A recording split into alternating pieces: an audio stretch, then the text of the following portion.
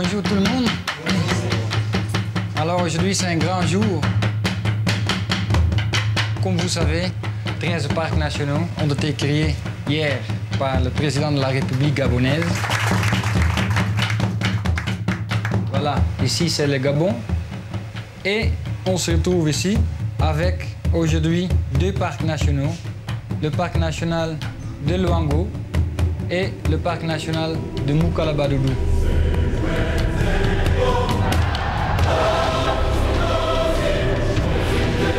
Afin de relever le défi de la création des parcs nationaux du Gabon, une poignée de volontaires se bat quotidiennement au cœur de l'impénétrable forêt équatoriale.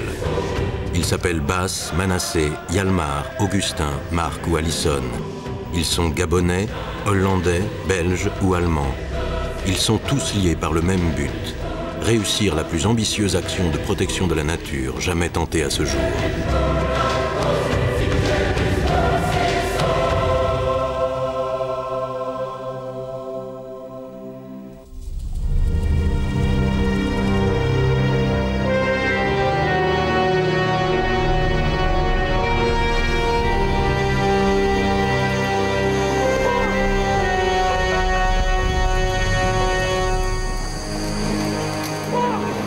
La forêt gabonaise est le royaume des éléphants. C'est aussi l'unique ressource des villageois qui y puisent leurs réserves de bois et y pratiquent l'agriculture sur brûlis.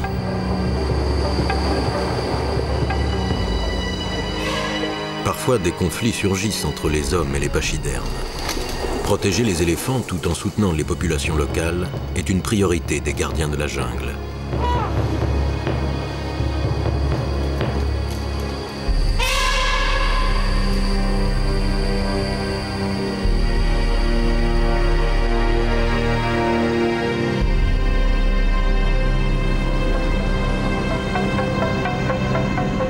Plusieurs mois ont passé depuis la création des parcs. Aujourd'hui, la lutte anti-braconnage commence à porter ses fruits.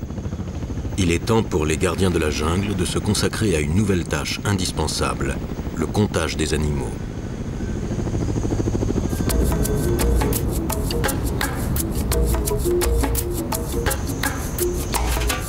Sous la direction de Marc Detière, le logisticien du WWF, la première mission de recensement écologique s'installe au bord de l'océan Atlantique. Alors, Guy, tu viens? Et Willy? Donc, nous sommes ici pour faire un peu du monitoring écologique. On va se diviser en 2 équipes. Une équipe va faire le monitoring sur la plage, d'accord? Et une autre équipe va faire le monitoring en forêt. L'objectif, c'est de voir un peu la faune qui est ici et voir aussi s'il n'y a pas trop d'activités humaines illégales.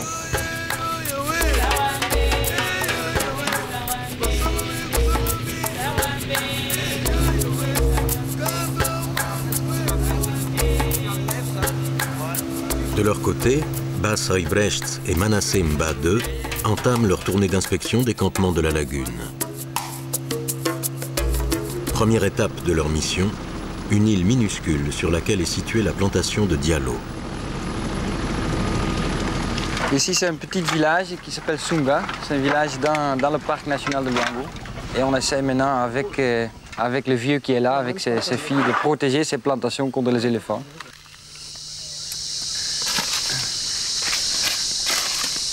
Il y a 2 jours, un groupe d'éléphants a arraché les plants de bananes et le manioc que Diallo venait juste de planter. C'est ça la piste d'éléphant, hein? Ça, c'est de nouvelles plantations. Même toutes ces plantations, ce que vous avez vu là, ouais, c'est le nouveau. Oui, je ne connais pas. Ça, c'est 3 fois de planter. 3 fois tu as dû planter de nouveau à cause du fait que les éléphants viennent d'ici direct. C'est dur. Ça, c'est la côte de où ça? On ne sait pas, il a ramassé ça à la mer. Ah oui. Ça, c'est nul pour arrêter un éléphant. Mais, Diallo, comme je te dis souvent, nous, on est prêts toujours à t'aider, à venir t'appuyer comme nous le faisons là, pour que tu continues à faire le travail que tu fais. Mais bon, la situation, c'est aussi compliqué ici, comme c'est en plein parc national. Hein. Ouais. Les éléphants seront toujours ici. C'est chez eux ici. Ouais. Si Diallo part, les mêmes problématiques à Setekama, c'est tout un village, ils vont où? Les mêmes problématiques, c'est même dans les plantations autour d'une ville de Gamba. C'est une problématique générale au Gabon, n'est pas uniquement liée à un petit village dans un parc avec la faune sauvage dans ce parc autour d'une petite plantation. C'est une problématique généralisée au Gabon, dans les parcs et en dehors des parcs. Dans le complexe, on avait déjà commencé à expérimenter les clôtures électriques. C'est efficace, mais ça coûte vachement cher.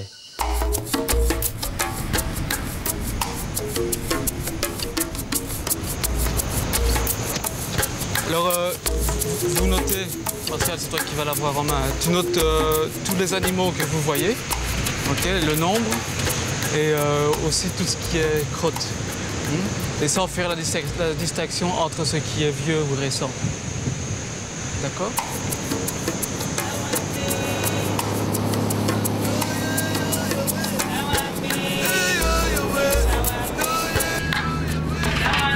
Il y a deux éléphants. Toi-même avec un petit. Attention. Là, c'est bon. Oui, là. Là, il s'en va. Le monitoring écologique consiste à estimer le nombre d'animaux qui vivent dans le parc pour ensuite étudier l'évolution et les variations de leur population dans le temps. Mais en plus des opérations de comptage, les éléphants font aussi l'objet d'attention particulière.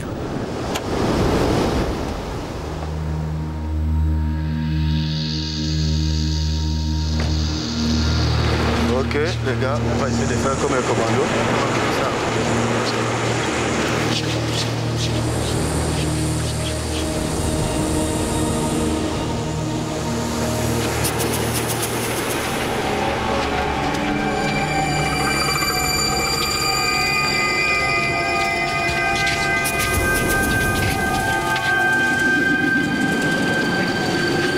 Ils sont 4, hein. Il y a 3 adultes et un éléphanteau.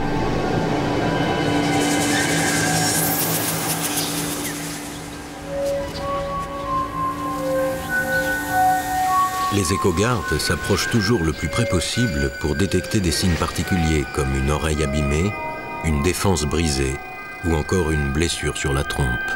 Ils viennent vers chez nous. Là, ils cherchent. Qu'est-ce qu'ils ont d'eau? Oh, ils se sont baignés de la terre. C'est de la boue. C'est de la boue. C'est quoi? Baignés de la terre. En identifiant clairement les éléphants, les gardiens de la jungle comprendront mieux leurs règles de territorialité. Cela permettra d'éviter que des plantations ne voient le jour ça et là, à proximité des couloirs de déplacement des pachydermes. On est mal positionné hein, par rapport au vent. Quand une plantation est saccagée, il faut à tout prix éviter que les villageois se fassent justice eux-mêmes. On dirait qu'ils nous ont vus. Ah merde. Ils font comment? Ah, Ils font des métaux fouilles. Ouais. Mais ce qui est sûr, qu'ils ne vont pas traverser. Ils ne vont pas traverser. Même si les éléphants semblent s'éloigner, le danger demeure réel. En quelques secondes, sur ce terrain complètement découvert, les écogardes seraient à la merci des éléphants s'ils décidaient de charger. Ah, ils voulaient traverser zéro. Bon, mais on fait ça. On fait ça. Là, ils vont mener vite. Les deux, s'il te plaît. Vous étiez au nombre de combien? 4. 3 adultes et un éléphant. Ok, merci.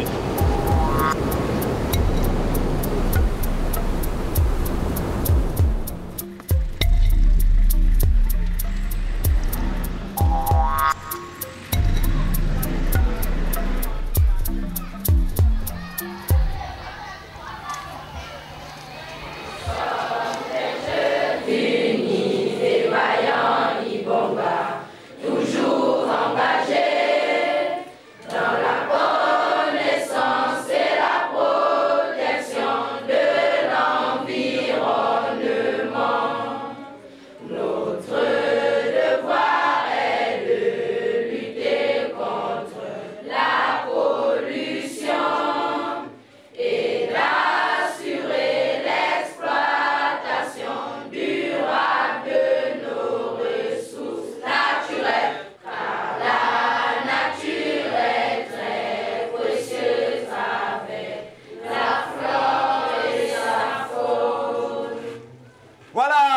bravo pour vous. Vous venez de chanter Libre d'Ibonga. Alors, asseyez-vous. Est-ce que vous me connaissez? Afin de sensibiliser les enfants à la protection des éléphants, Jean-Pierre Baillet et Jason Gray, les deux animateurs de l'association Ibonga, parcourent les écoles de Gamba. Bon, moi j'ai une question pour vous. Qui a déjà mangé un éléphant? Lève le dos. Ah, vous êtes quand même nombreux. Alors, vous tous, si vous voyez par exemple vos parents aller à la chasse, va tuer 50 gazelles, va tuer 30 porc-épics, va tuer 40 singes, qu'est-ce que vous allez faire? Vous, à votre niveau. Oui. Nous allons me demander d'arrêter. Ah, demander d'arrêter. Pourquoi vous allez demander d'arrêter? Parce qu'il détruit notre faune. Il est en train de détruire votre faune, n'est-ce pas? Oui. La faune appartient à qui? Eh, bravo pour lui. Ça veut donc dire que lorsque, par exemple, on protège l'environnement, on a l'idée de sensibiliser, on vient vers les générations futures, n'est-ce pas? Oui, monsieur. Voilà. Qui a déjà entendu parler des animaux intégralement protégés, partiellement protégés? Personne. C'est pour ça qu'on est ici aujourd'hui, pour vous apprendre pourquoi certains animaux sont protégés et certains animaux ne sont pas protégés. Alors, juste pour un exemple, prenons notre ami l'éléphant qui ravage les plantations. Dans le monde entier, il n'y a plus beaucoup d'éléphants qui existent et ils sont bien menacés pour les défenses. Alors, dans tout le monde, tous les pays du monde ont signé un accord pour dire on arrête la chasse des éléphants parce que si ça continue, bientôt il n'y aura plus des éléphants. Et dans la forêt, les éléphants sont vraiment importants parce qu'ils aident avec la dissémination des graines. Les grands arbres comme le moabi, c'est seulement l'éléphant qui peut planter l'arbre là. Parce que quand il mange la graine, ça passe dans l'estomac, ça ouvre la graine un peu, et quand ça sort, il plante ça. Aussi, il creuse pour trouver l'eau. Quand il creuse des trous comme ça, la prochaine pluie, ça devient un étang. Alors les autres animaux vont venir boire l'eau dedans. Alors vraiment, l'éléphant, il rend service aux autres animaux. Alors ça, c'est une des choses pour lesquelles il est protégé, parce qu'il aide l'écosystème, il aide la forêt en général. J'ai du oignon. Ah, tu as un plat. Ah ouais, le voyons. Les membres de l'équipe chargée du monitoring en forêt sont eux aussi persuadés que la pédagogie reste la meilleure arme pour enrayer le conflit homme-éléphant. Conserver un éléphant, c'est amener beaucoup de touristes qui viendront le voir. Alors que si on l'abat tout de suite, il est mort, c'est fini, on a vendu les ivoires ou on a mangé la viande et c'est fini. On a eu de l'argent, mais à court terme. Il faut voir la chose à long terme. Et ça, lorsqu'on essaye par la sensibilisation d'aller dire ça aux vieux, tout de suite, ils essaient de changer un peu les habitudes, quoi.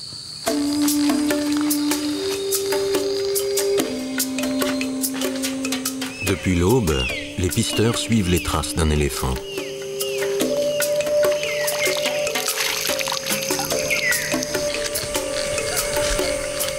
Ah oui, tiens, corde d'éléphant. Certainement que c'est dans la matinée ou dans la soirée. Certainement dans la matinée.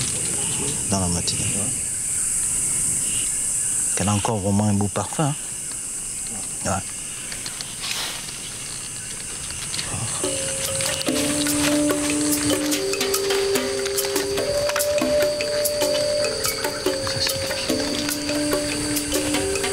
Regardez même les empreintes.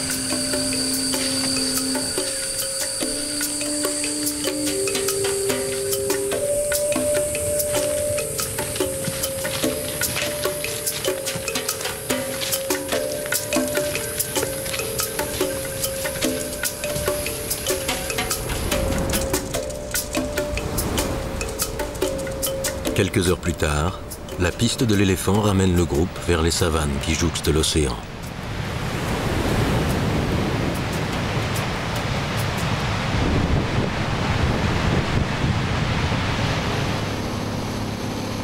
Non loin de là, l'équipe plage achève elle aussi sa première journée de monitoring.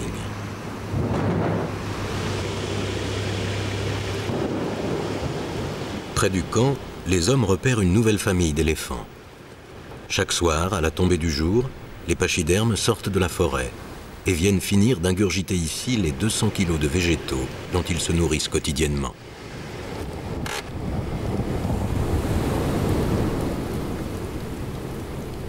Visiblement, ces trois-là n'ont pas envie d'être dérangés à l'heure du repas et le font savoir.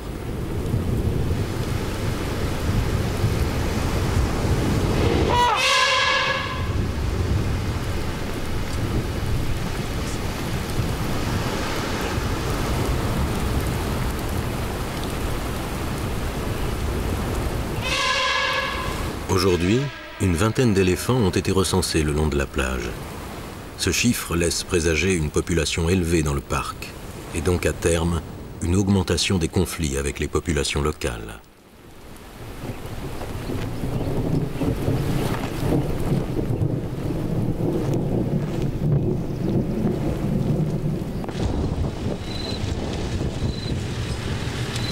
À la lisière du parc, Manassé et les éco-gardes patrouillent.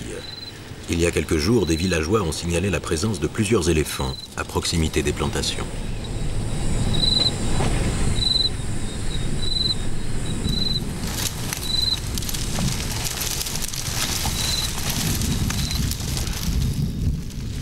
Il y a les traces là.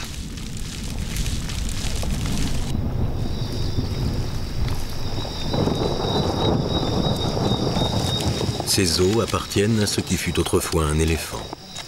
Tout le reste, environ 2 à 3 tonnes de viande, la peau et les précieuses défenses d'ivoire, a été soigneusement récolté. Mais par qui? Par un braconnier ou un villageois excédé de voir ses plantations ravagées? Ils ont dû tirer l'éléphant, tu vois, dans les lisières là. Et il est venu mourir ici. Pour éviter que les règlements de compte ne se multiplient, il faut vite trouver des solutions. Il y a des os à gauche à droite là. Ouais. Ça, c'est sûr que ça a été entraîné par d'autres éléphants. Parce qu'ils arrivent toujours dans les lieux là où on a abattu un de leurs. Ils essaient d'éparpiller les os, peut-être cacher les pointes parfois. Et même s'ils trouvent que c'est encore en entier, ils essaient de tirer pour aller cacher. Et là où il y a des arbres, ils cachent parfois les branches pour couvrir. C'est ça ici.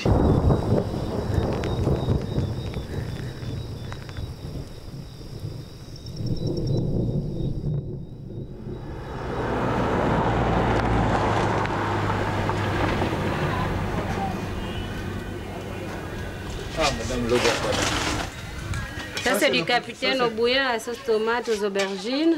Wow. Et voilà. Ouh là là. On reste un peu pour goûter. Donc c'est typiquement gabonais. Ouais.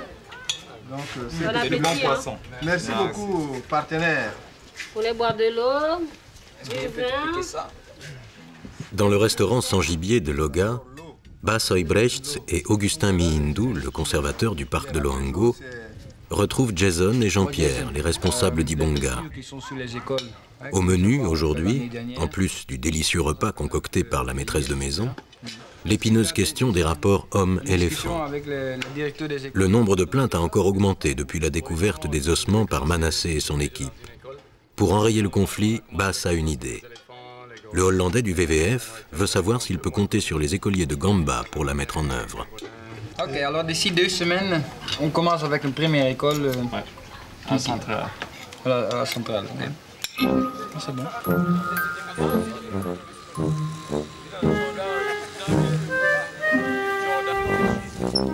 Les panneaux devant, les panneaux devant. Pour montrer aux voitures qui viennent. En plus de l'éducation environnementale, Ibonga gère aussi l'opération Gamba Ville Propre. Le but de ce programme, débarrasser la ville de toutes les canettes qui en jonchent les rues.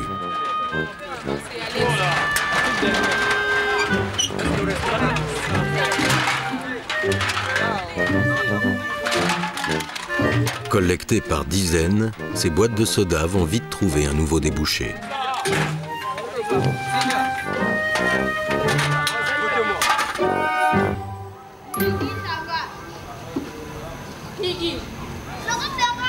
Alors, ce qui va nous intéresser aujourd'hui, c'est de chercher la méthode de protection de la plantation. Alors, on va tenter de mettre une clôture banale. Vous prenez une corde que vous allez mettre autour de ces piquets. Ce n'est pas la corde qui contient l'éléphant en tant que tel. C'est le sonnail qu'on va suspendre qui doit réveiller quelqu'un qui veille pour faire fuir l'éléphant. Mais l'idée ici, ce n'est pas de faire l'assistanat à la population, mais on cherche qu'ensemble, nous trouvons des solutions, mais c'est à la population de prendre ça au sérieux ou pas. OK. Je pense qu'il nous reste maintenant qu'à aller sur le terrain et voir comment on installe une clôture.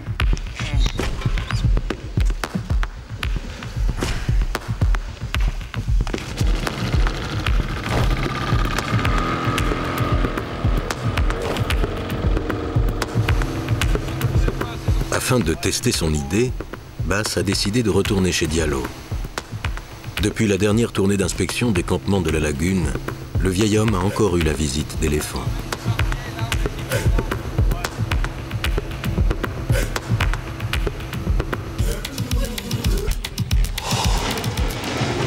C'est bon.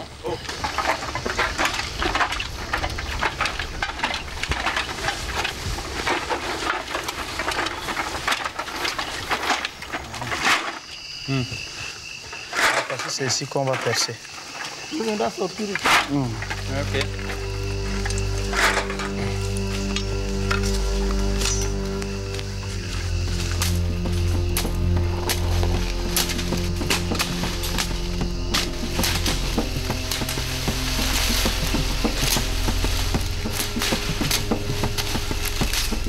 La clôture, une fois installée, sera-t-elle suffisamment efficace pour protéger la plantation de Diallo?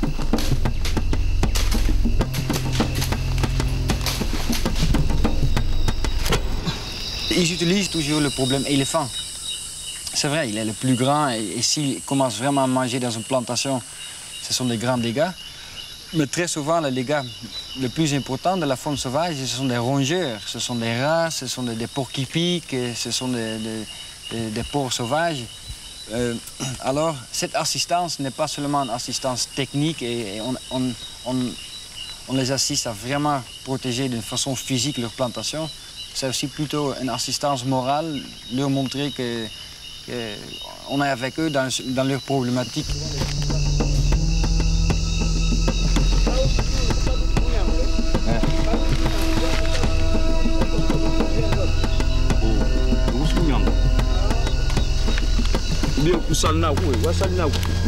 Ça y est, la clôture est presque prête. Il ne reste plus qu'à y fixer les sonnailles.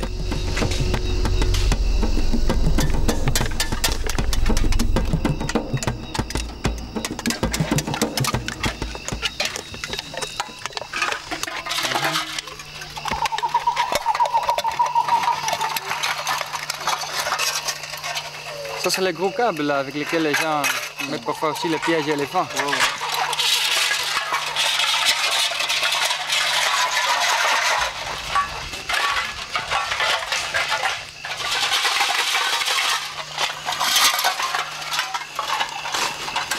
Ça, c'est la boîte de nuit des éléphants. Ah oui, c'est bon ici. En plus, il doit y avoir des bonnes bananes derrière là.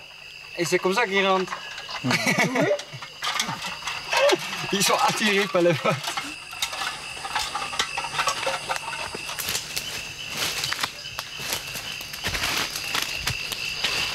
Très souvent, l'éléphant est utilisé par des populations qui sont souvent marginalisées par l'État. Au niveau santé, au niveau éducation, ils ne reçoivent aucune assistance. La seule fois qu'ils voient l'État, c'est pendant les élections pour avoir les votes, distribuer de la boisson. Alors, cette amertume, ils déclarent ça auprès des gens de l'État. Et les seuls gens de l'État qui viennent leur visiter, c'est l'administration du parc. Et pour alors utiliser cette amertume, ils doivent trouver une astuce, et c'est souvent l'éléphant. L'éléphant fait peur, l'éléphant dévaste les plantations, l'État ne fout rien pour nous. Alors, c'est pas contre, en fait, l'administration du parc, mais c'est un peu un exprime d'amertume contre leur marginalisation en général de l'État.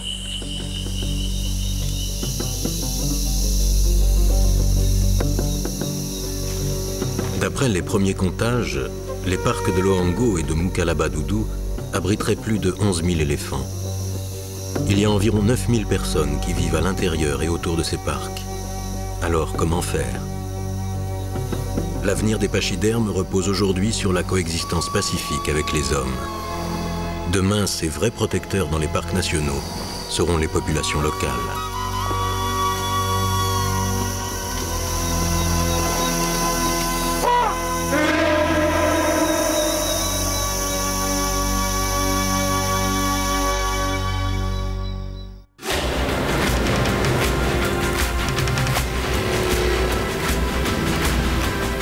Demain, vous découvrirez que le travail des gardiens de la jungle est aussi d'étudier la faune sauvage. Chaque année, des dizaines de tortues luttes traversent l'océan Atlantique pour venir pondre sur les plages du parc de Loango. Protéger ce rite aussi rare que mystérieux est une priorité pour les équipes du WWF.